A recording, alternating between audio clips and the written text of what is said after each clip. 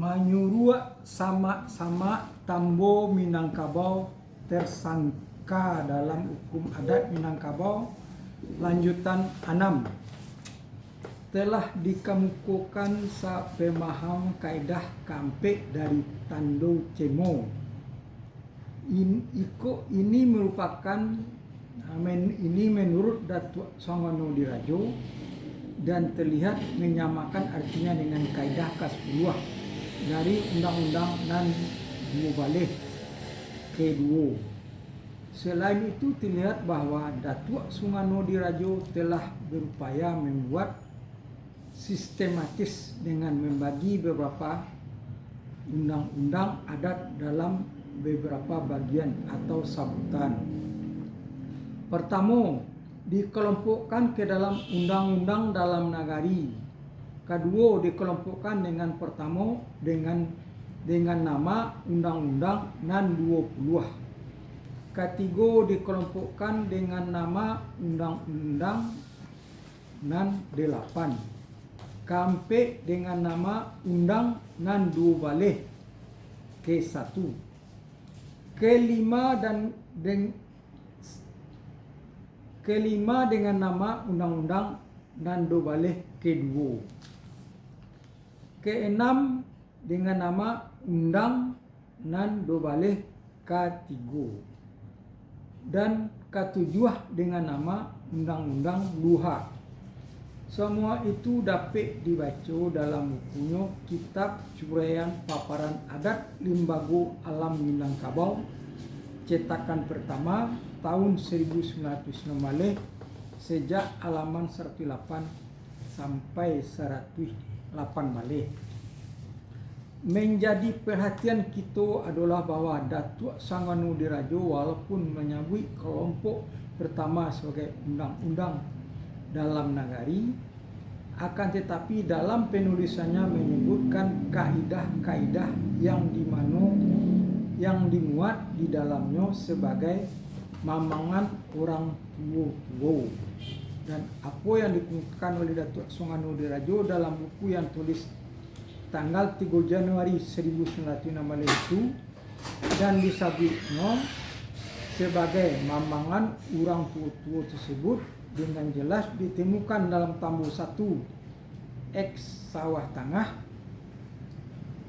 Ini pada halaman 8 telah dikemukakan pada uraian ke-16 rangkaian tulisan ini dan ditemukan juga dalam Tambo 2 X Bukit Tandang pada halaman 99. Suatu perbedaan visi atau kurang daya lihat mungkin saja terjadi antara generasi masa lalu dengan generasi masa kini, sehingga Datuk Songono Dirajo memandang kaidah-kaidah dalam undang-undang dalam nagari sebagai mamangan orang tua-tua dan kurang nasihat orang tua-tua yang mungkin saja masih ada penganutnya sampai masa kini. Akan tetapi dengan mengikuti garis pikir Tambo itu sendiri menyebutnya sebagai undang-undang dalam nagari, maka kaidah-kaidah yang jumlahnya 20 butir tersebut bukanlah hanya sekedar mamangan yang berkualitas adat istiadat, akan tetapi ia berkedudukan sebagai kaidah hukum dalam tingkat adat nan diadatkan, karena di dalamnya tersimpan risiko dalam bentuk sanksi hukuman bagi pelaku-pelakunya. Terbayang tertabur. Untuk kaidah ini Datuk Songono Dirajo memberikan keterangannya dan jang dimurat dengan kata terpajang tertabur. Maksudnya terbayang tertabur, bukan terbajang. Jadi maaf, terbayang tertabur. Si terdakwa itu tampak jauh oleh orang ia terbayang, serupa dia yang lalu atau berbuat kesalahan yang dituduhkan padanya itu halaman 1 Malay cetakan pertama tahun 1909 Bale.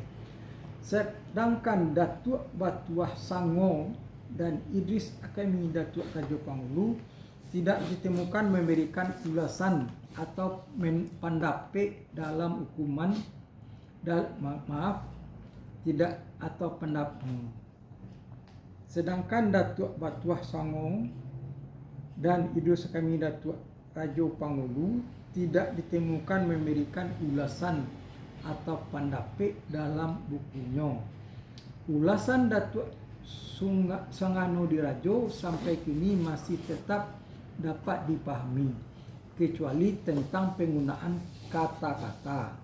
Kesalahan yang dituduhkan karena kaidah ini bukanlah menyangkut dengan ketentuan tuduhan, akan tetapi barulah pada tingkat cemo atau dugaan atau persangkaan.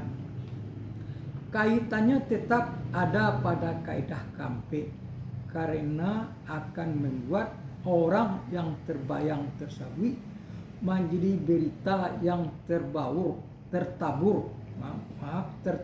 dari mulut ke mulut dan dari satu nagari ke nagari lain, seperti di bawah pikir, di bawah langau saja jadinya. Jadi di bawah pikir, di bawah langau saja jadinya, tanpa kepastian. Untuk penyelesaiannya, pimpinan adat haruslah berupaya mengumpulkan semua pihak yang menyebut dirinya sebagai pernah melihat si tercemo dan mengumpulkan keterangan sampai sejauh mana kebenaran penglihatan jarak jauhnya itu, baik menyangkut waktu dan keadaan, sehingga dapat didapatkan kepada si tercemo dalam suatu pemeriksaan resmi oleh yang berwenang menyelesaikannya. Semua itu memang harus diselesaikan dan tidak boleh dibiarkan adanya seorang warga masyarakat menjadi buah mulut dalam koneksi yang buruk, karena ia bisa berakibat timbulnya tindakan membuat penyelesaian sendiri di luar hukum dan bisa menjelma jadi perang antar suku. Hakikat dari pepatah rasan ayah kapa matang, rasan minyak kakuali, maksudnya resam air ke pematang, resam minyak kakuali, atau polarisasi kasukuan dan perkauman sehingga sering bisa mengental dan menunjukkan yang negatif. Demikianlah buak bunyi pacah barito, dalam kurang buak bunyi berita pun telah tersebar, termasuk di dalamnya apa yang menjadi kaedah dalam undang cemoko.